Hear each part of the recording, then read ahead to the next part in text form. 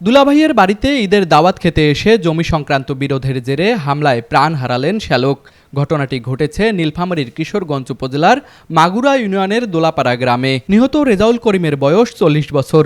স্বজনদের অভিযোগ, দীর্ঘদিনের জমি বিরোধকে কেন্দ্র করে দুলাভাই আমিন উদ্দিনের বাড়িতে বেড়াতে আসা রেজাউল করিম সহ কয়েকজনের উপরে লাঠিসোঁটা ও দেশীয় অস্ত্র নিয়ে হামলা চালায় প্রতিপক্ষ। এই ঘটনায় রেজাউল করিম সহ ৩ জন গুরুতর আহত হন। পরে তাদের রংপুর মেডিকেল কলেজ হাসপাতালে নেওয়া হলে চিকিৎসাধীন অবস্থায় রেজাউল করিমের মৃত্যু হয়। আহত আরও 2 জন হাসপাতালে চিকিৎসা নিচ্ছেন।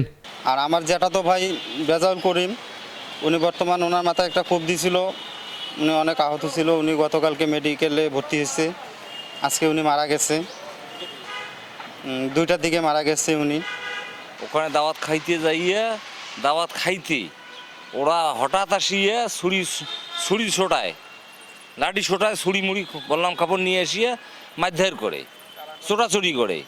মানে আগে থেকে জমি জমা খাসাল, ওরা পায় না যে ওরা শালার ঘর দাওয়াত করছে, ওই আইসি তো এইবারে কিছু মারি দেই।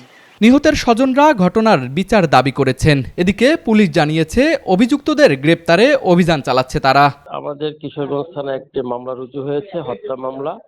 তদন্ত কার্যক্রম চলছে, কোনো আটক নেই।